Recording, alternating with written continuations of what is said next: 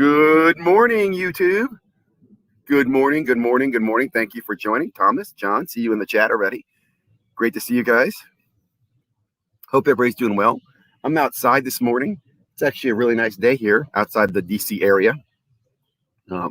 Still low humidity. Good morning, Michael Ham. Wow. Let me first of all start off. I start this show at 8:05 because I like to catch the first few minutes of the ESPN show, Get Up. And let me just start with that. So first of all, first quick thoughts. Lakers are going to win this series, which kills me. I'd love to see the Suns win this, but I think the Lakers are going to win this after winning last night pretty dominantly. The bigger surprise, I think, is Luka. Luka's up, man, 2-0 over Kawhi, which makes you think about, remember like a year ago? I guess a little bit more than a year ago in the summer when, everybody was so high on Kawhi. Like Kawhi was going to be the next best, the first player to win 3 championships or something like that. Everybody was buying Kawhi cards. Well, that has changed a lot, hasn't it? And the other thing I caught on the news, which was interesting, was the whole Aaron Rodgers.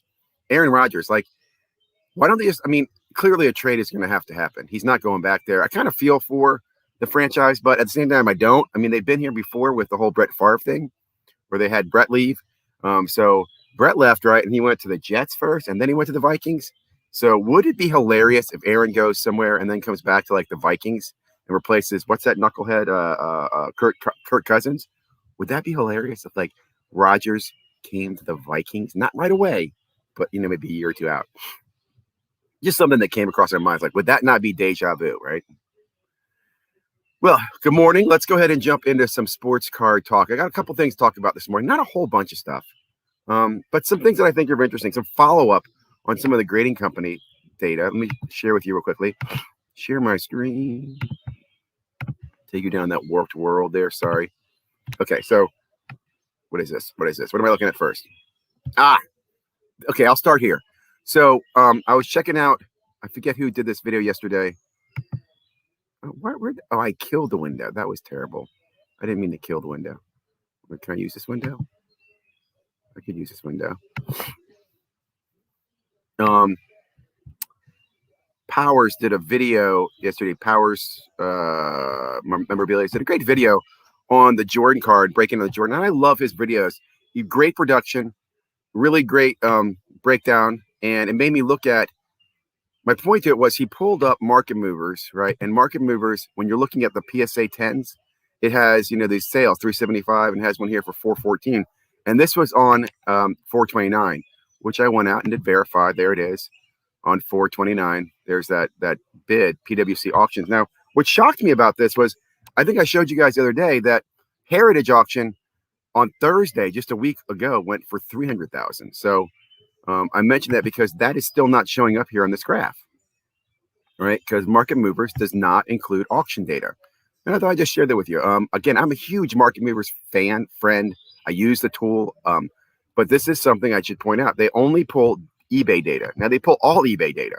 Every eBay sale will be in here, but that's kind of the way they are. In fact, if I go over here to Market Movers, you're going to see that they're going to have the Giannis sales, right, from just a couple days ago. They're showing up there, 516, 524. And Giannis card continues to dip, which might change. In fact, let's look at Market Movers. The Prism cards that I've been following here. Now, this is interesting. Watson is down a little bit. I don't know why he's down. Nothing's happened. Luka actually gained a little ground because I think he was at 800 at some point. So now he's at 950. Interesting. Trae Young still holding up. Zion still losing ground. Giannis still losing ground, which, again, they're up 2-0. I think they're going to continue to lose ground. I think he could hold through the playoffs, right? But I think he will lose ground for the year. Shaw is doing well. Tatum down again. And LaMelo down. I do think LaMelo, like if I could short LaMelo, I think he's going to go down just because he has to go down, right? His pop count's going to go up. He's up too high. I think that was a hype purchase. Anyway, just thought I'd share that with you. Let me go ahead and pop up into here's the next little piece of information I want to share. This caught my attention. And I'll be honest, guys, I don't share this with you to be negative. I share this with you to be transparent on what I've seen going on in the hobby. This was actually sent to me by Sports Card Investigator last night. Sports Card News, which honestly I just started following, posted HGA slabbed a Tom Brady card that is a fake sticker autograph blowout form. Okay. I don't know anything else. I haven't seen the blowout form. People who grade with HGA are either brand new to the hobby or stupid. That's not fair to say. That's the most arrogant statement I've seen tonight. Yeah, I agree. Now we're worried about slab cards. So you should always worry about them. So here we go. Here's the back of the slab.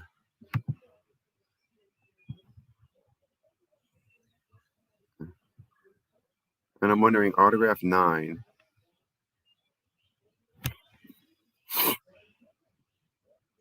Now, I'll tell you what concerns me here. This looks like it looks like this card never was an autograph card, right? Like it's just a regular card and someone put an autograph on the front of it.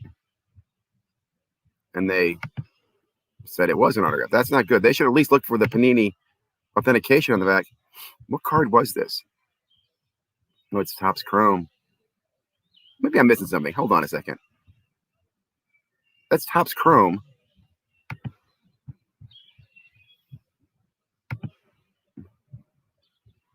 Oh, it does say Topps. Okay, I thought I read Panini. I'm like, am I going totally blind here? But no, there's no Topps verification on the back. No Topps, authentic.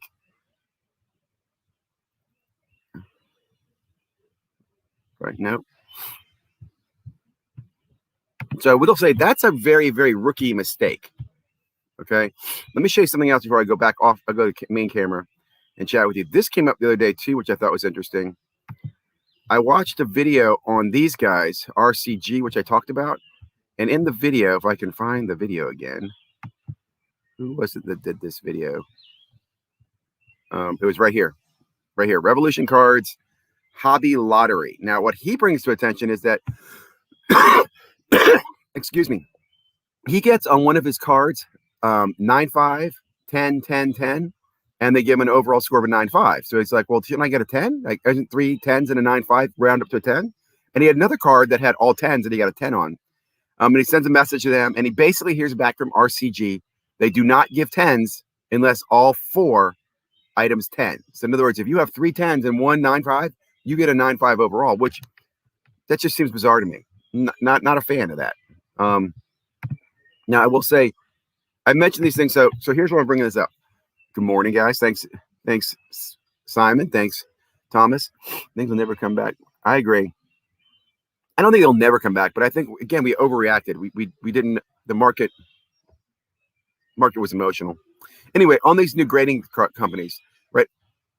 I'm not surprised that people are going to send fake stuff to them to see if they can get it graded, right? So they've got to be diligent about it. I understand that.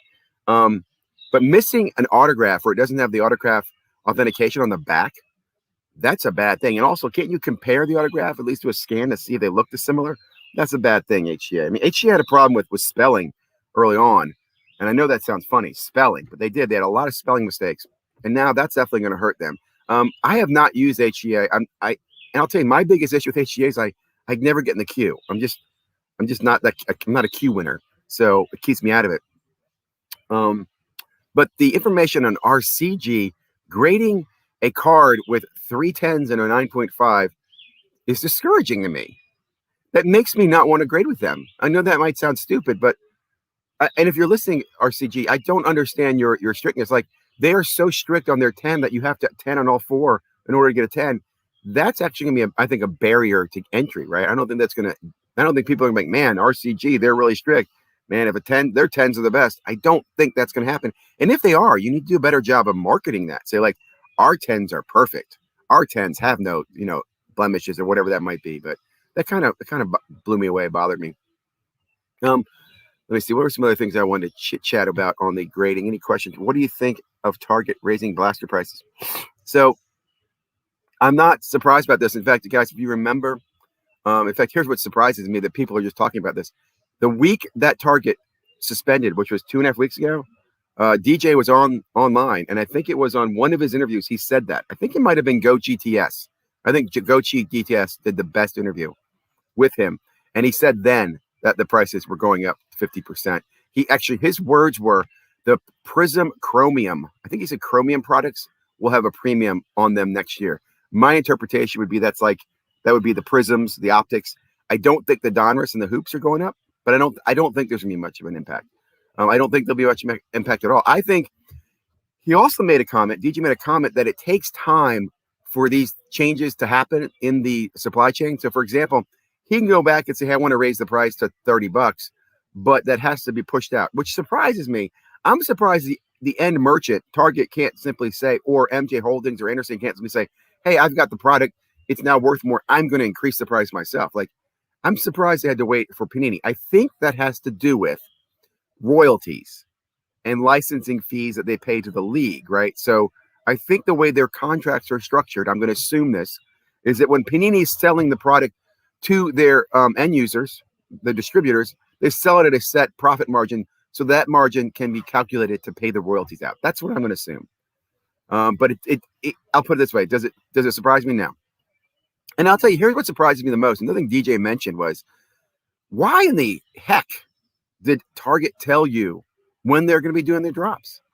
Right? That is why they have their problems they've had, right? That's why they had people camping out and people, harassing people. Is that everybody knew when it was going to happen. It's Friday morning. Hey guys, Friday morning, get your pitchforks and your spears. We're going to go to Target. Where Walmart continues to drop when they can. I know last week my Walmart dropped early. They dropped sometimes at night. So the first thing in the morning, people had got stuff.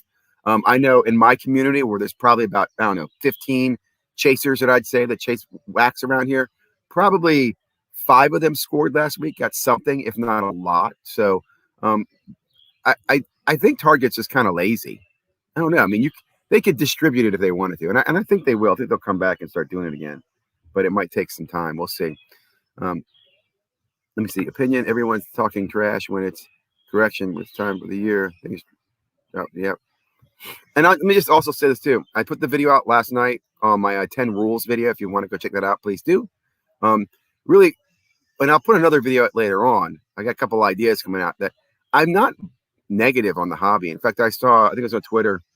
Oh, what's this lady's name? Sue's posted, why people want to see the market crash. I don't want to see the market crash. I do want to see the market correct, right?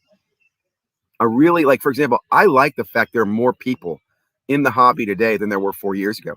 I like the fact that I can talk about sports cards with people who've never heard about them because they've heard about it on news. It's interesting, right? But I don't like just the how do I say this properly? The Ferengi-like approach we've had to sports cards instead of a Vulcan-like approach. Now let me try to explain that. Sports cards and collectibles are very much Vulcan. There's logic behind them. Autograph has value because a human signed it. There's only so many autographs, so many humans can make them, blah, blah, blah. I mean, the sense that the reason Kobe's autograph is worth so much money is that there's no new Kobe autographs, right? That's no secret. That's a fact. That's logic. Relics, when it's a game-worn piece of jersey, that's valuable. There's only so many games played, only so many jerseys. Getting a piece of that or a jersey has value, right?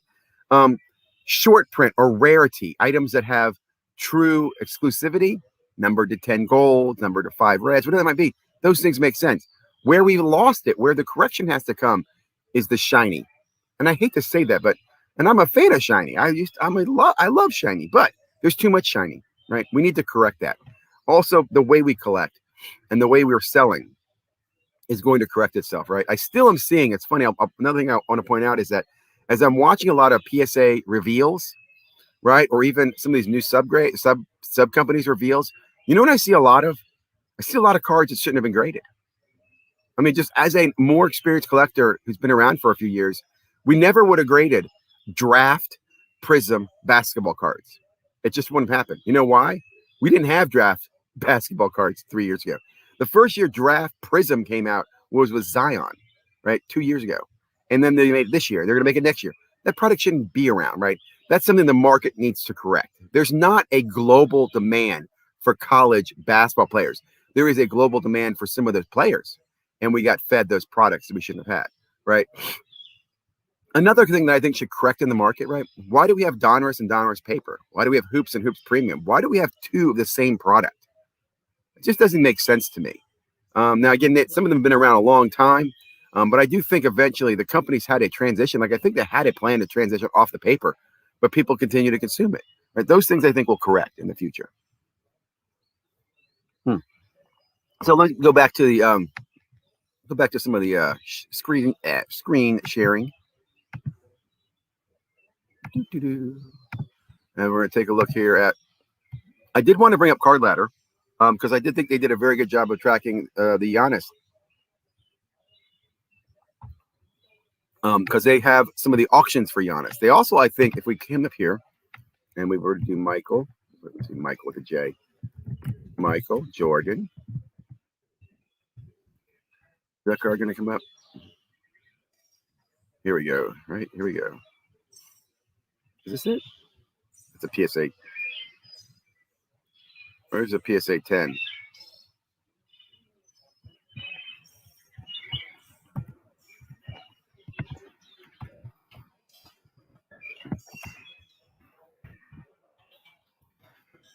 I want to show how they do a very good job, and I can't find it now. Here we go. They do a very good job of pulling out auction data. I'm going to say that. I'm going to give them credit because they actually have these auctions in here, right? As the card has continued to decline. Now, do they have the 415 from April? That's for, there it is. There's the 429. And then there's been some sales since then. I'm not seeing the 300. Maybe the 319 is the 300. Actually, that's not the 20th. That was the 20th. That's coming at 378. There could have been more than one purchase as well. Anyway, I did want to point this out. And I'm also going to say that Card Ladder. Card Ladder does give you auction data, but you don't know which auctions, right? They don't tell you, hey, they don't flag it as this is Heritage or Golden.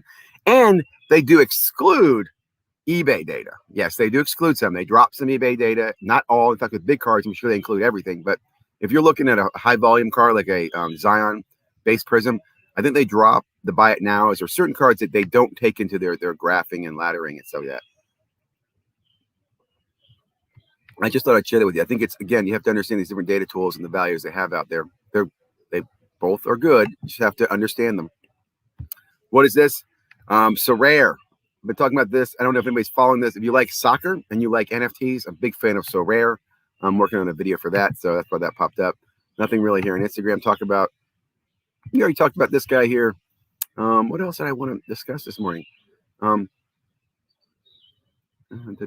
guess those are the top things to discuss. I really thought there's something else. Oh, let's go to subscriptions here. I know what to say. I did really enjoy the conversation last night. Sports Card Anonymous had Dustin on. Really good chit chat. Listening to those guys, really like that. And great chat. A lot of great people in the chat last night. Did listen to Retro Hoops Collectible. I like these videos he puts together. He had an issue with HEA and had some great customer service from them, which I thought was great. What's his name? Sasha T. Another great video. Fan of what he's doing. I will say one thing I've noticed about Sasha T. And this came up in conversation. He's very honest, man. He talks about how he flipped a card that I think he spent 50 grand on. He sold it for 30-something thousand. So he lost, I think, 17 grand on it. And just kind of moving on to the next deal. I appreciate that he's that honest, but I also want to point out that not everybody can handle those type of losses, right? I'll tell you personally, if I lost $17,000 in a card, I probably wouldn't be here this morning talking to you. Now, I won't risk the same things that he does, but I do think that's interesting. And I think it's if I look at the hobby and see, I think there's a youth movement. People watch stuff like this. I think you're going to see more of that. In fact, I'm curious to listen to because I'm Carlos later this week. He's very, very realistic on some of his conversations, and I think he's going to be kind of he's going to point out what his comment was, that he wants to see some pain in the hobby. And I think things like that, when Smith's taking a $17,000 loss, now that wasn't painful for him, but I think you have to realize there are other people who are feeling pain. So I think, again, there is going to continue a correction. There's a whole debate on what football is going to do, and I'm not going to guess on things. I think the basketball playoffs have been awesome. They're exciting. I'm enjoying them, but I don't know what that means for the card market. I still think we're going to be correcting some things. I still think the community is getting smarter, as people said. I also think people are dropping off. Some people just don't have the attention span, which is normal. And I think as we move forward, we can still move forward in a constructive, healthy way, right? Where I think we're going to have smarter, wiser. We will have more collectors a year from now than we did 3 years from now, right? If that makes sense. So I think a collector, investor, whatever you want to call them, the hobbyist community will grow, but I think it's be smarter, wiser, and more focused. New grading companies are not legit. Why should people even trust them? Well, I'll say this. What makes a company legit? Like, why do we trust PSA, Beckett, or SGC? They've all, accidentally, I don't think they purposely, but have graded fakes, trimmed, or counterfeits, right? None of them are perfect. None of them are. So I think you set a high bar if you think that, the new ones aren't legit. I think that's not fair. Also, what does legit mean, right? The HGA mistake that you saw there was just, in my opinion, a terrible mistake.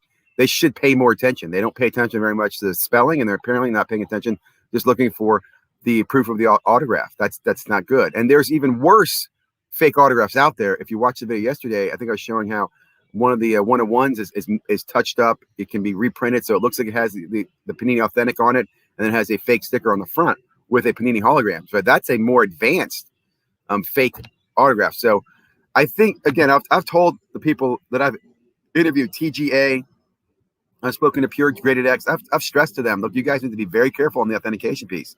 Either say you do it or be clear that you don't, right? Or you're just grading the quality and condition of a card and not authenticating the card or the autograph. You should clarify that. Now, again, a lot of us, we look for that to have both. So I had a conversation with another friend about this. He will likely not use the new grading companies until he has a strong sense of authentication, because authentication is the most important to him as he's building his PC. I understand. I will say, though, if you've got graded shiny cards where you don't need to authenticate the autographs and they're modern, so the chances of being counterfeit are less likely, and I'm specifically talking to like Select Football, I think these new grading companies are great to use because they can grade the card for you, give you a slab, and you can sell it. So why should people even trust them? So let me answer that question for you, Sharpshooter. The reason I would trust another grader is because ultimately I have two goals when I grade a card. Either I'm grading it, so I want to protect it from my collection, and I want something more than a top loader, or I'm selling it, and I want a trusted third party to verify the condition before I sell it, ideally, and verify the authenticity as well. So for that purpose, I'm not going to be sending in fake cards to any graders. I don't plan to do that. And I'm also not planning to send anything in that that's old, too old, right? You think about that. Would I send them some 80s cards? I might send 80s cards. I guess I wouldn't send stuff that I think wouldn't have value to resell, right? Because I probably would resell it anyway, or want to have a path to reselling it, if that makes sense.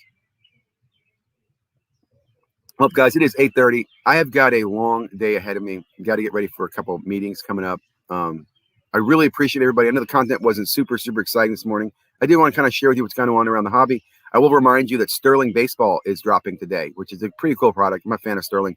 I'm not buying or breaking it, but I am following it. What else? We'll be back tomorrow again for Sports Cards Daily. I got some other videos I'm working on, but I don't think I'm going to get those out today.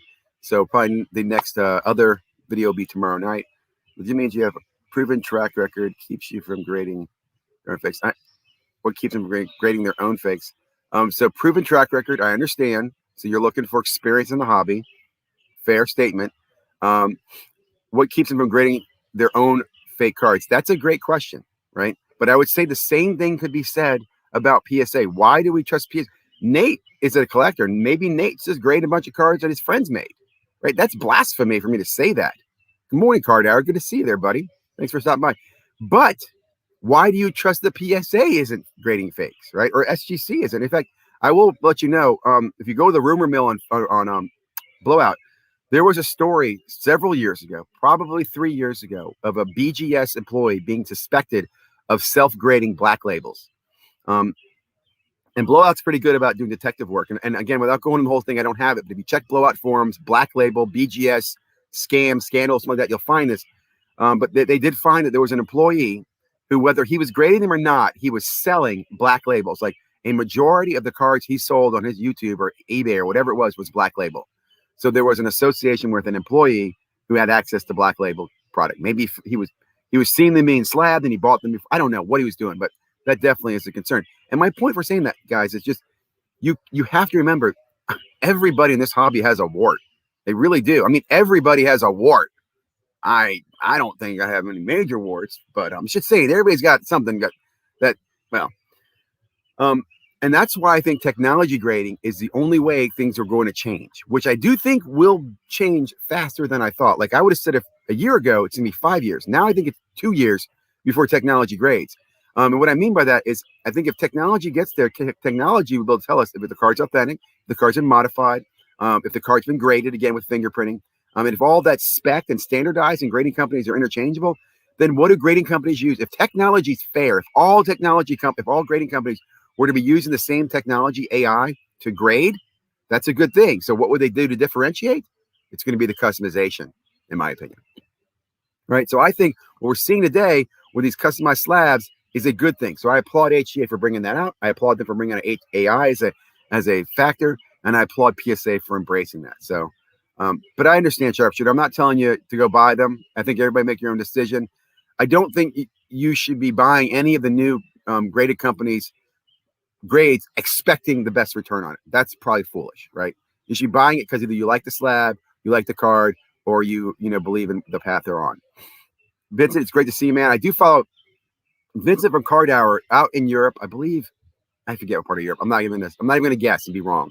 But great channel. Been following him for over a year. He is my soccer guru. When I want to learn about soccer, I will go ask Vincent. I also listen to his channel a lot. I just love his content, the way he presents stuff. He's also has a gambling experience. I'll just leave it at that. So I really like Vincent. Great guy. Greed makes people do underhanded things. Absolutely.